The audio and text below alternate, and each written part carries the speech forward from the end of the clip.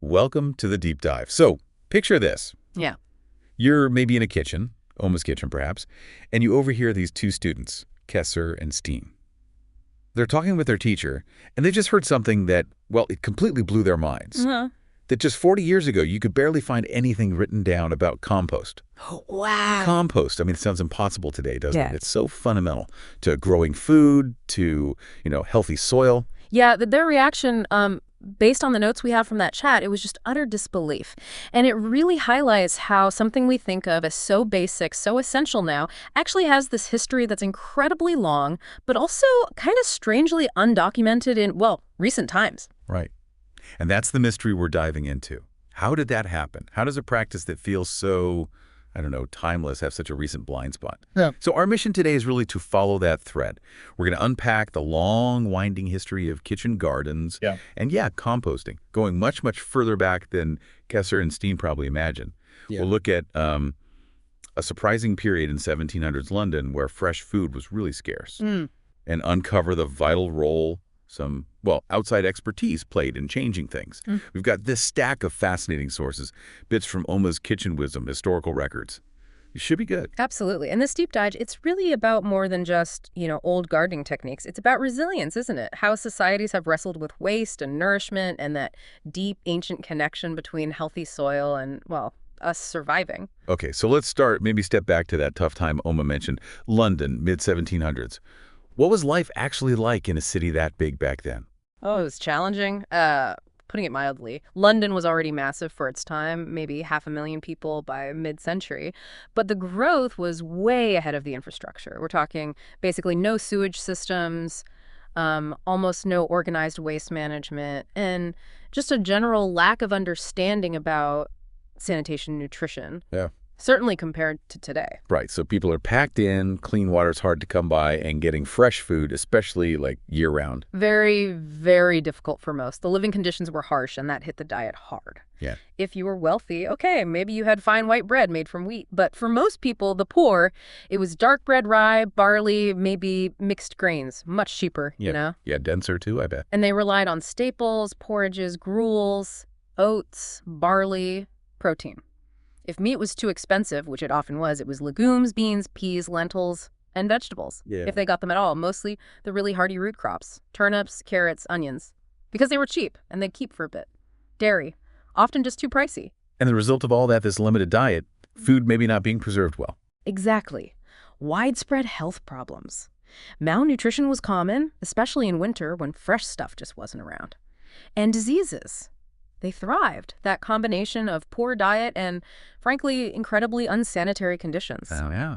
Feeding a city that size without modern logistics, without understanding soil management, a huge, huge challenge. Which is such a stark contrast to life out in the countryside.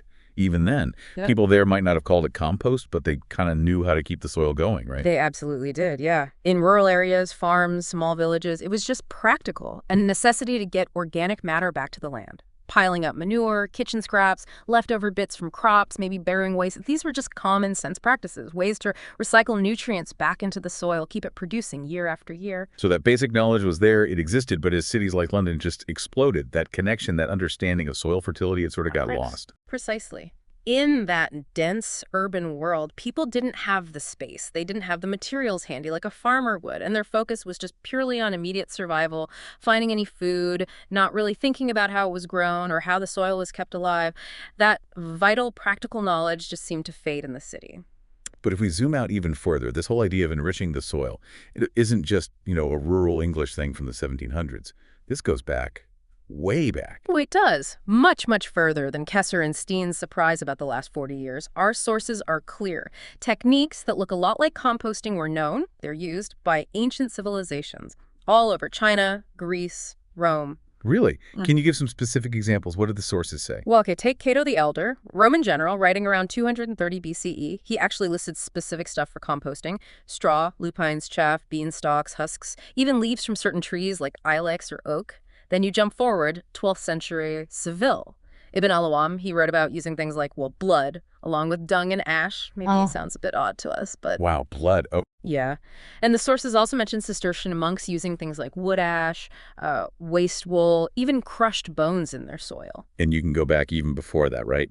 To Neolithic times, thousands of years earlier. Yeah, that's the really early stuff. People clearing land by fire and figuring out, probably by accident at first, that the ash left behind was good for the soil. To potash. Exactly, potash from the wood ash.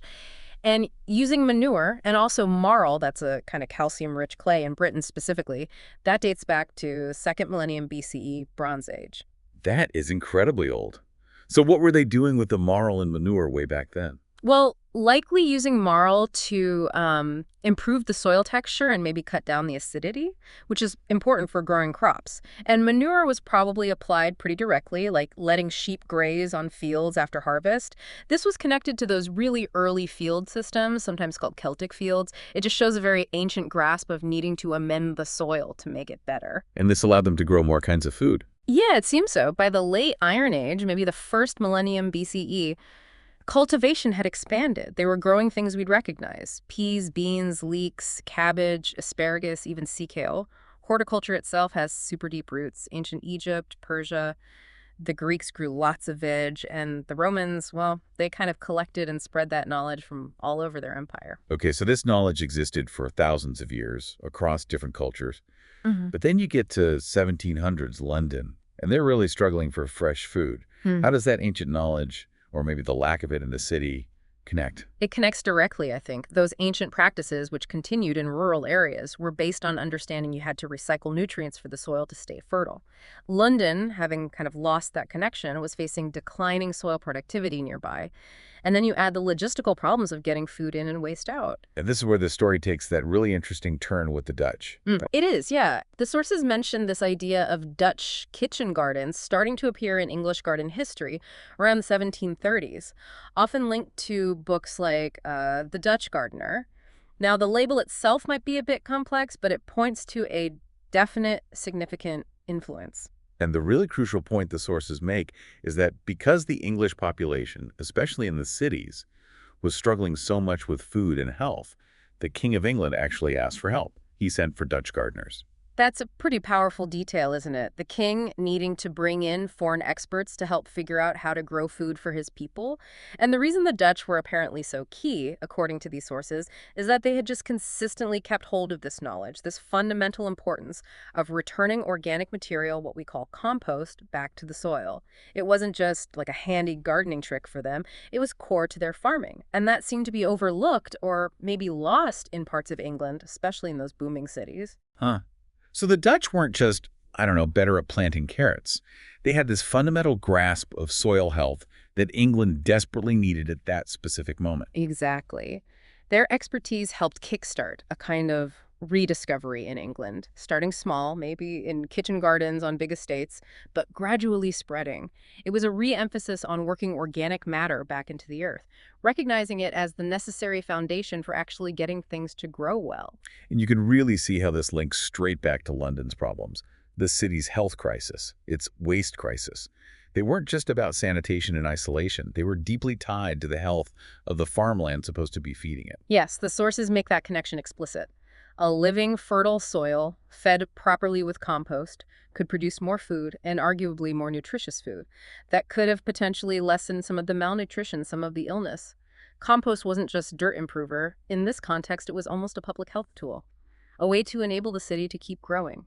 And this need for productive soil, especially near a massive market like London, it helped fuel the growth of market gardening. Right. From about 1550 onwards, you start seeing commercial vegetable growing taking off specifically to supply cities, though interestingly at first, vegetables were often seen as food for the poor. The rich preferred meat and grains. So what changed that? What drove up the demand?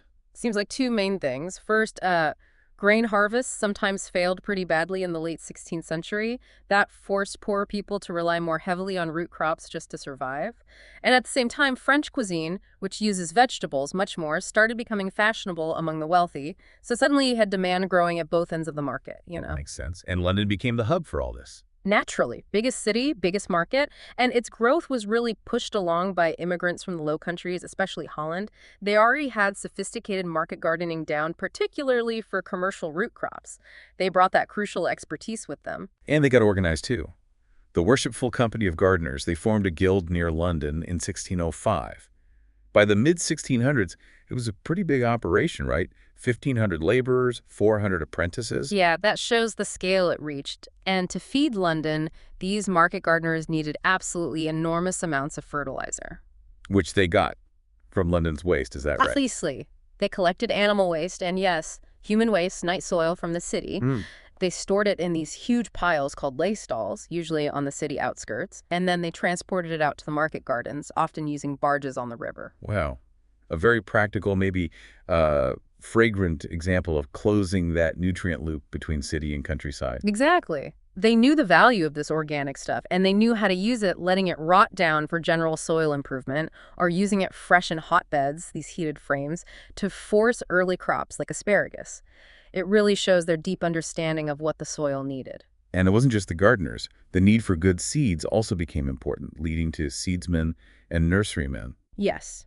Britain had often relied on imported seeds from Europe, and the quality wasn't always great, apparently.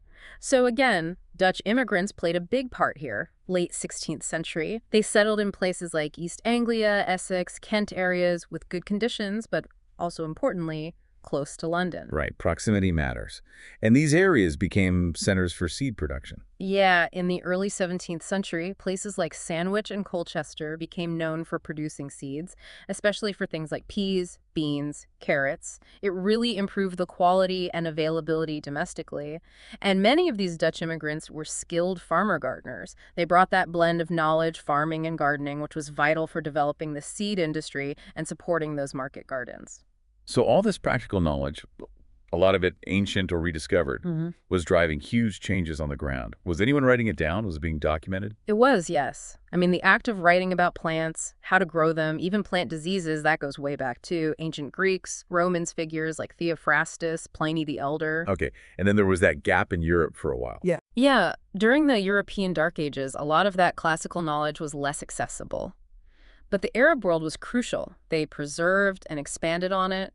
Ibn Basal, writing in 12th century Seville, was really important. He talked about cultivation, even classifying different kinds of soils. Fascinating. And then eventually, English gardening books started to show up. They did. Thomas Hill had some popular ones in the mid to late 1500s. But our sources really flag Richard Gardner's book from 1599, Profitable Instructions. It was apparently the first English book focused only on growing vegetables. And interestingly, it was written partly to help the poor, especially after those grain failures, right? Focusing on essentials like root crops. Exactly. And Gardner himself sounds like quite a character, a philanthropist, also a dyer by trade, and a market gardener. He kind of embodied that mix of practical know-how and social concern. Yeah, it shows the knowledge was becoming more formalized, linking better gardening directly to the urgent need to feed people, especially those struggling the most. Which loops us right back to Kesser and Steen in Oma's kitchen and their surprise about the lack of recent written history for compost. Right, because when we look at the 20th century, that's when our sources mention people like Sir Albert Howard formalizing organic methods with his indoor process, and then later pioneers like Rodale, Lawrence Hills. That's really the documentation of the modern organic movement taking shape. Yeah, and Oma's point in the source, it's quite insightful maybe that Dutch influence helped kickstart what became the modern form of composting practice in England, which then led eventually to that more formal scientific documentation much later. It really seems like the history is this rich mix, doesn't it? Ancient practices that never fully died out, knowledge maybe lost in some places but then revitalized by outside influence, and then much later the scientific study and the writing really taking off. And Kesser's final thought, the one that seemed to hit home, is that even without, microscopes and modern science, the English did learn and use different ways to keep soil healthy ages ago. And people have been writing about this stuff in various ways for thousands of years. Yeah, and his really powerful point was, look, if those ancient methods, those historical ways of feeding the soil and growing food hadn't actually worked, if they hadn't been effective enough for their time, well, as he put it, we might not be here today. They figured out how to sustain populations based on understanding these fundamental ecological principles. It really does make you appreciate the the deep history and just the practical ingenuity behind something we maybe take for granted now.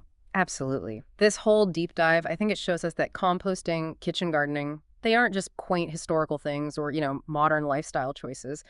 They were, and they still are, fundamental human activities tied directly to health, to survival, to the very possibility of building complex societies. That link between tending the soil and nourishing ourselves, it's maybe the most ancient connection there is. Yeah. This journey, starting from that moment of surprise in Oma's kitchen, going back through ancient Rome, London's struggles, the Dutch expertise arriving, the rise of market gardening, it really highlights how problems we face today, waste, health, have these deep roots tied to soil health. And the solutions, well, maybe they often involve looking back, rediscovering natural cycles, and, ancient wisdom. Which kind of leaves us with a powerful thought to chew on, doesn't it? Building on Kesser's point, if people thousands of years ago developed really effective, sustainable ways to feed themselves, to build societies' methods based on just deeply observing nature, what ancient knowledge, maybe stuff we've dismissed as primitive or just forgotten in our rush for high-tech fixes, what might that knowledge hold for the challenges we face now? What wisdom from Oma's kitchen or from practices centuries old might actually hold a key we're overlooking for our future? Definitely something to ponder. Thank you for joining us on this deep dive. We hope it gives you maybe a new perspective on the ground beneath your feet, the food on your plate, and the incredibly long, fascinating history that connects them all. Welcome to the deep dive. So, picture this. Yeah.